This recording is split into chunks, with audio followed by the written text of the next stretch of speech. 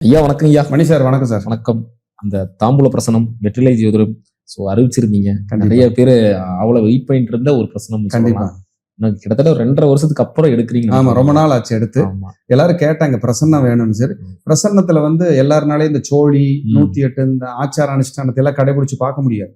தாம்பூல பிரசன்னம் எந்த சூழ்நிலையும் பார்க்கக்கூடிய தோஷம் இல்லை, தோஷமே கிடையாது. தாம்பூல பிரசன்னத்துக்கு படிச்ச ஜோசியர் மீன்ஸ் ஜோதிடம் படித்த ஜோதிடர்கள், ஜோதிடத்தை தெரிந்து கொண்ட ஜோதிடர்கள், முழுமையான அடிப்படை தெரிந்தவர்கள் இந்த தாம்பூல பிரசன்னத்தில் கலந்து கொண்டு பயனடையலாம்.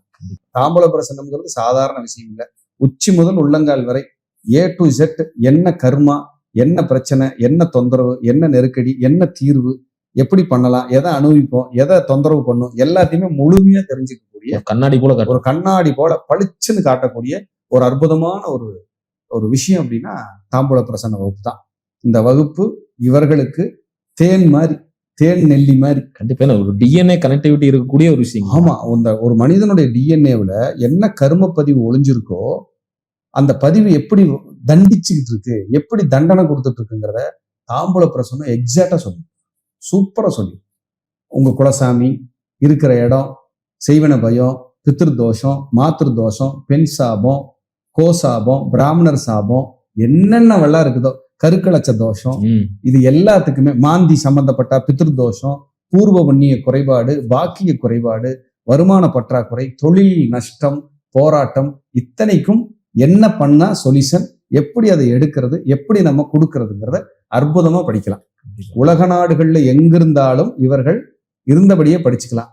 6/7/2026 திங்கட்கிழமையிலிருந்து தொடர்ந்து 6 நாட்கள் ஜூம் மாலை வேலை 5:30 மணிக்கு ஆன்லைன் ஜூம்ல தான் நம்ம கொடுக்குறோம், கிளாஸ் எடுக்கிறோம்.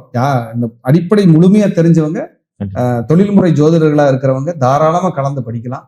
இந்த வகுப்பை மிஸ் பண்ணிட வேண்டாம். சூப்பரான வகுப்பா இருக்கும், கேரண்டியே தர்றேன். கீழ்கண்ட நம்பருக்கு தொடர்பு கொள்ளலாம். தொடர்பு கொள்ள வேண்டிய நேரம் காலையில 11 மணிலிருந்து 3 மணிக்குள்ளதான் நாங்க போன் எடுப்போம். சார் போனே நாங்க எடுக்க முடியல, சூழல் எங்களுக்கு அப்படி இருக்கலாம், இருந்தா ஒரு வாய்ஸ் மெசேஜ் போட்டுருங்க. சார் நாங்க இப்படி படிக்கிறோம், எங்களுக்கு என்ன பண்ணணுங்கிற கேட்டீங்கன்னா நாங்க உங்களுக்கு விலாவரிய விளக்கத்தை கொடுக்குறோம். நீங்க தாராளமா சேர்ந்து படிக்கலாம். அனைவரையும் வகுப்பில் சந்திக்கிறேன். வருக வருக, வாழ்க வளமுடன். நன்றி, வணக்கம். நன்றி.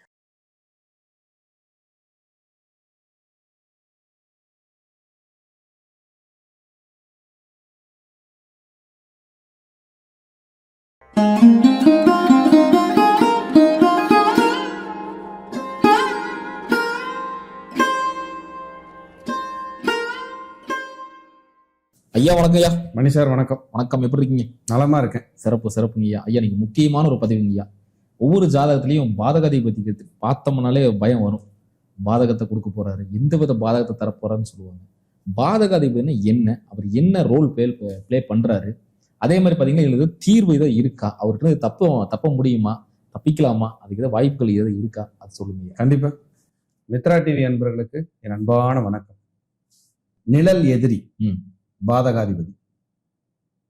பாதகாதிபதினா யாரு? எந்த சூழ்நிலையுமே நல்லது செய்யாம பிரச்சனை மட்டுமே பண்ணிட்டு இருக்கிற ஒருத்தருக்கு பேர் தான் பாதகாதிபதி. பாதகத்தை செய்பவர். சாதகமா இருந்தா நமக்கு சாதகமா இருக்குன்னு அர்த்தம். பாதகமாவே இருக்கு அப்படின்னா ஏன்பா நீ கேட்கறான், அவன் ஒரு பாதகத்தை செஞ்சுட்டு போயிட்டாப்பான்னு சொல்ற முடியும். அப்படி இருந்தா அது பாதகாதிபதி. அப்ப ஜாதகத்துல சரலக்னங்கள் என்று சொல்லக்கூடிய மேசம், கடகம், துலாம், மகரம், இந்த லக்னங்களுக்கு 11ஆம் அதிபதியே பாதகாதிபதியா வருவார். 11ஆம் இடம் தான் பேராசை. 5ஆம் இடம் ஆசை. 11ஆம் இடம் பேராசை. பெரிய பெரிய லட்சியங்கள், ஆசைகளை கொண்டது 11ஆம் இடம். அப்ப இவங்க பேராசையை தவிர்த்து இருக்கிறத வச்சு நிதானமா போகலான்னு டிராவல் பண்றதுக்கு முயற்சி பண்ணாலே பாதகம் குறைஞ்சிடும். அடுத்த ஸ்திரலக்னங்கள் ரிஷபம், சிம்மம், விருச்சிகம், கும்பம். இந்த லக்னக்காரர்கள்லாம் 9ஆம் இடமே பாதகமாகவும் வரும், பாக்கியமாகவும் வரும். எப்பவெல்லாம் பேர் புகழுக்கு ஆசைப்படாம, கொடுத்ததை சொல்லி காட்டாம, மறைமுகமா பேக்கெண்ட்ல இருந்து தான தர்மங்களை பண்ணிட்டு அமைதியா போறாங்களோ அவங்களுக்கு இது பாதகத்தை செய்யாது. பாதகத்தை இது தராது. அடுத்தது உபய லக்னங்கள் மிதுனம், கன்னி, தனுசு, மீனம். 7ஆம் இடமே பாதகமா வரும். அப்போ மனைவி கிட்ட எதிர்பார்ப்பு இல்லாம, என்னை கவனிக்கல, எங்கூட பேசல, இல்ல கணவர்கிட்ட எதிர்பார்ப்பு இல்லாம என்கிட்ட பேசல, அதாவது ரொம்ப அன்பா இல்ல, அந்யுன்யமா இல்ல அப்படிங்க அங்க அந்த எதிர்பார்ப்புகளை குறைச்சிக்கிட்டாலே ம். அங்க பாதகம் பட்டு போயிடும். யாருமே இந்த 3-4 லக்னம் சொன்னல, ஆமாங்க. மிதுனம், கன்னி, தனுசு, மீனம், இவங்க எல்லாம் திருமண வாழ்க்கை சற்றேறக்குறைய ஒரு 40% எரரா தான் இருக்கு. நீங்க யார் எடுத்துக்கிட்டீங்கன்னா இல்ல, கண்டிப்பா கண்டிப்பாங்க. நிம்மதியெல்லாம் கொடுக்காது. ஏன்னா பாதகமா வந்துருச்சு. ம். அது அப்படித்தான் இருக்கு. சம்பந்திகளே உங்களுக்கு பாதகம் பண்ணுவாங்க. யாரு? சம்பந்திகளே. ராகு கேது கூட சேராம இருக்கணும் பாதகாதிபதி. ம். மாந்தியோட சேராம இருக்கணும். மாந்தியோட சேர்ந்தா கடுமையான பிதிர்தோஷம். பாதகாதிபதி போய் சேர்ந்தா மாந்தி பார்வை, மாந்தி சேர்க்கை போட்டும் ஒரு வாட்டிரும். அதுக்கப்புறம் பாதகாதிபதி திதிசூன்ய அதிபதிகளோட சேரக்கூடாது. ராகுகேது கூட சேர்ந்தா கூட மன்னிக்கப்பட்டுரும். ம். திதிசூன்ய அதிபதிகளோட சேர்ந்தா கஷ்டத்தை கொடுக்கும். பாதகாதிபதி 6, 8, 12 மறைஞ்சா கொஞ்சம் சமாளிக்கலாம். இது லாஜிக், அவ்வளவுதான். மற்றபடி பாதகாதிபதி உங்களுக்கு உங்களை கொஞ்சம் கொஞ்சமா கொல்லக்கூடிய, நம்மளை அரிக்கக்கூடிய ஒரு கிருமி. கண்டிப்பா. அது நம்மளை விடவே விடாது. அரிச்சுக்கிட்டே இருக்கும், சொரிஞ்சுக்கிட்டே இருக்கும், ஒரு கஷ்டப்படுத்திக்கிட்டே இருக்கும். இதுதான் பாதகாதிபதியோட வேலை. முதல்ல என்ன பண்றாருன்னா, பாதகாதிபதியோட ரோல் கடைசி நேரத்துல, சம்பவம் நடக்கிற கடைசி நேரம் இருக்கும்ல, அந்த நேரத்தை கட் பண்ணி விட்டுருவாரு. எத்தனையோ கல்யாணம் மண்டபம் வரைக்கும் போய் நின்றுருக்கு, பேச்சுவார்த்தைக்கு கட் பண்ணி விட்டுருவார். அதனாலதான் சனியும் சந்திரனும் சேர்ந்த புனர்பூ தோஷம். ஏன்னா காலச்சக்கரத்துக்கு பாதகாதிபதி சனி சந்திரனோட இருப்பார். அதனாலதான் அந்த புனர்பூ தோஷத்துல கல்யாண பத்திரிக்கை அடிச்சு நிக்கிறது, மண்டபம் பார்த்து நிக்கிறது, இதெல்லாம் நடந்துடும். இதெல்லாம் சனிச்சந்திரனோட வேலை. அப்ப பாதகாதிபதிக்கு இந்த வேலை ஜாஸ்தி. அதுக்கப்புறம் என்ன பண்ணுவாருன்னா, உங்க திறமையை நீங்க யாருமே ரெகக்னைஸ் பண்ண மாட்டாங்க, அங்கீகாரம் பண்ண மாட்டாங்க. நீங்க எல்லாத்த விட சூப்பரா இருப்பீங்க, அருமையா பேசுறது, பண்றது, பழகிறது, வேலை, திறமை அட்டகாசமா செய்வீங்க. அங்கீகாரம் இருக்காது. ஓகே, அப்படியேப்பா, நல்லாப்பா, ஓகேப்பா அப்படின்னு போயிடுவாங்க. ஆனா உங்களோட ரோல் தான் இங்க பயங்கரமா இருக்கும், பயங்கரமா இருக்கும். அதுதான் அந்த பாதகாதிபதியோட வேலை. அடுத்தது பாத்தீங்கன்னா தெளிவற்ற சிந்தனை.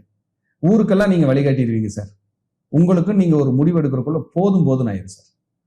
ஒரு டீ சாப்பிட போனா கூட அந்த கடையில சாப்பிடலாமா, இந்த கடையில சாப்பிடலாமான்னு உங்களை அரிச்சு எடுத்துரும்.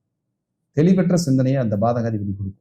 அதுக்கப்புறம் பாருங்க, நெருங்கியவரே எதிரியா மாறுறது. ரொம்ப நம்பி இருப்பீங்க சார், அவரை எதிரியாக்கி விட்டுரும் சார்.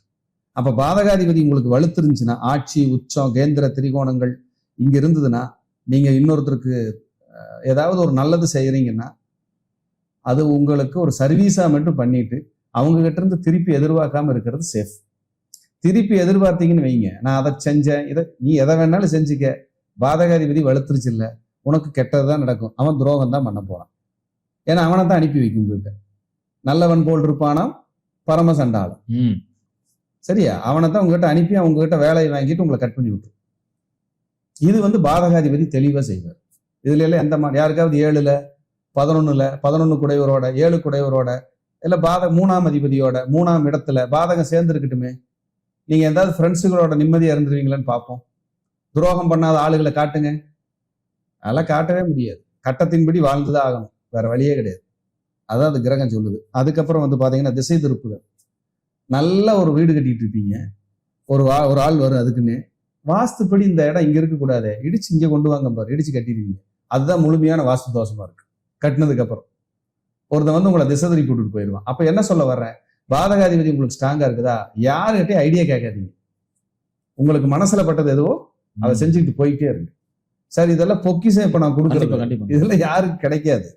அதனால என் புலமையை காட்டல, மக்கள் தெரிஞ்சுக்கிட்டோம், அதுக்காக இதை சொல்லிட்டு இருக்கிறேன். அதுக்கப்புறம் தவறான வழிகாட்டுதல் தான் கிடைக்கும், நம்ம அப்படியே சொன்னதுதான். அதுக்கப்புறம் திறமைக்கு அங்கீகாரம் இல்லை. நீங்க என்ன திறமையா என்ன டேலண்டடா இருந்தாலும் உங்களுக்கு அது அங்கீகாரத்தை வாங்கி கொடுக்கறதுக்கு வாய்ப்பே இருக்காது. அதனாலதான் எல்லாமே நோட் பண்ணி எழுதிட்டேன். ஏன்னா ஒரு பாயிண்ட்ஸ் கூட மிஸ் பண்ணக்கூடாது. கண்டிப்பா கொடுத்த மாதிரி இருக்கணும். அப்படிங்கிறதுக்காக இதை பண்ணிட்டே வந்தேன். அதே போல சந்தேக உணர்வு அப்படின்னு என்ன சந்தேக உணர்வு, குடும்பத்தில் உறுப்பினர்கள் மேல சந்தேகமா, அது இல்லைங்க, உங்க மேலேயும் உங்களுக்கு சந்தேகம் வந்துடும். நம்மளால முடியுமா, நம்ம ஜெயிப்போமா. ஒரு வீடு கட்டுவீங்க, வீடு கட்டுறதுக்குள்ள நம்ம போய் சேர்ந்துட்டோம்னா என்ன பண்றது, ஓரமா வெயி, ஒத்தி வெயி, லோன் போடுறோம் 10 வருஷத்துக்கு, நம்மளால கட்ட முடியாட்டி என்ன செய்யறது, இங்க இருந்து கிளம்பி போறோம், அந்த ஆள் அங்க இல்லாட்டி என்ன செய்யறது, ஒருத்தருக்கு போன் பண்றோம் பணம் கொடுக்காட்டி என்ன செய்யறது. இப்படி எல்லாம் சந்தேக உணர்வுலயே வீணா போறது பூராமே இந்த பாதகாதிபதி. இந்த பாதகாதிபதிக்கு அப்படி ஒரு பவர், குணம், ஒண்ணுமே பண்ண முடியாது. அடுத்தது பாத்தீங்கன்னா உடல் சோர்வு. ஒரு வேலையை கரெக்டா செய்யறதுக்கு நமக்கு தோணும் போது, தெம்பா இருக்கும்போது படுத்துக்கும் கம்மு. அட போங்கப்பா, நான் ஷூட்டிங் வர்றேன்னு வச்சுக்கோங்க, மணிஷா கிளம்பிட்டேன், ஒரு வேலை வந்துருச்சுன்னா அடுத்த வாரம் வரேன். இது பாதகாதிபதியோட வேலை. அந்த பாதகாதிபதி அந்த வேலையை தான் செய்யும். அடுத்தது வந்து பாத்தீங்கன்னா பொருளாதார முடக்கம். வர வேண்டியது வராது. உங்ககிட்ட வாங்கினவன் கொடுக்க மாட்டான். வரவு செலவு பேரை கெடுக்கும். அப்ப வர வேண்டியது வராது. இது பாதகாதிபதியோட வேலை. அடுத்தது வந்து பாத்தீங்கன்னா தவறான முதலீடு. ஒரு 50 லட்சம் 1 கோடி முதலீடு பண்ணுவீங்க. ஆகா வெளி இடத்துல போய் முதலீடு பண்ணி வச்சிருக்கீங்க. அந்த இடத்த விற்க முடியாதாங்கிறத உங்களை போதும் ஆக்கிடும். இது தவறான முதலீடுகளை அது குறிக்குது. அடுத்தது வந்து பாத்தீங்கன்னா காலம் தவறுதல். அப்படின்னு என்ன அர்த்தம்? எதுவுமே காலத்துக்கு நீங்க நடத்திக்க மாட்டீங்க. கல்யாணமா 32, குழந்தையா கல்யாணம் ஆகி 4 வருஷம் கழிச்சு, வீடா ஒரு 50 வயசுல, கல்யாணமா பிள்ளைகளுக்கு கல்யாணமா எல்லாத்துக்கும் 28 வயசு 30 வயசு ஆனதுக்கு அப்புறம் கல்யாணம், பெண் குழந்தைகளுக்கு. இப்படி எல்லாமே ரீசார்ஜா மொபைல் போன்ல அலோ சொல்லி முடிக்கிற வரைக்கும் ரீசார்ஜ் பண்ண மாட்டீங்க. அது கட் ஆனதுக்கு அப்புறம் ரீசார்ஜ். கரண்ட் பில்லா லேட்டா கட்டு. கார் இன்சூரன்ஸா 1 மாசம் லேப்ஸ் ஆயிடுச்சு அப்புறம் கட்டு. எல்ஐசி போட்டிருந்தோமா லேப்ஸ் பண்ணு, குழப்பம் பண்ணி விடு. எப்படி சார் பாதகாதிபதியோட வேலை? இதெல்லாம் பாதகாதிபதி பண்ணிட்டு இருப்பார். அதுதான் நிழல் எதிரின்ட்டு நான் பாதகாதிபதியை நம்ம வாட்ச் பண்ணிட்டே இருப்பார். வாட்ச் பண்ணிட்டே இருப்பார் பாதகாதிபதி. 7.5 சனியில் கூட தப்பிக்கலாம், பாதகாதிபதி தப்பிக்க முடியாது. அதுக்கப்புறம் எதிர்மறை எண்ணங்கள். நம்மளால முடியுமா முடியாதா, நடக்குமா நடக்காதா, ஆகுமா ஆகாதா அப்படிங்கிற எதிர்மறை எண்ணங்களை கொண்டு வந்து குவிச்சிருவாரு. நீங்க ஊருக்கு சூப்பரா வழிகாட்டிடுவீங்க. ஆனா உங்களுக்கு ஒரு முடிவு எடுக்கும் போது ஆகாத ஒருத்தர் இருப்பான் பாருங்க, அவங்ககிட்ட ஐடியா கேட்டுட்டு இருப்பீங்க. உங்க சித்தியோட 4வது மகனோட 7வது பையன் 7வது பேரங்கிட்ட போய் ஐடியா. அப்புறம் நான் ஒரு வீடு கட்டலான்னு இருக்கிறேன், இந்த இடம் கரெக்டா இருக்குமான்னு பாருங்க, இந்த இடத்துல கட்டினா நான் ஜெயிச்சிருவேன்னு கேளுங்க. இதெல்லாம் பாதகாதிபதியோட வேலை. உடனே இன்னொருத்தர் வந்து வேற ஒருத்தர் கேட்பாரு, இங்க வீடு கட்டலாமா? கட்டுங்க, மாநகராட்சிக்குள்ள இருக்குல்ல, கட்டினீங்கன்னா ஜெயிச்சிருவீங்க, ரெண்டல் இன்கம் விடுங்க, கடைசி காலத்துல உட்காந்துட்டு சாப்பிடலாமல, இந்த வேக்கானமெல்லாம் சூப்பரா பேசிடுவாரு. இவருக்குன்னு வரும்போது கண்ணாடி முன்னாடி நின்று பேசிட்டு இருப்பாரு. இதெல்லாம் ஒண்ணுமே பண்ண முடியாது சார். பாதகாதிபதிக்கு என்ன சார் தீர்வு?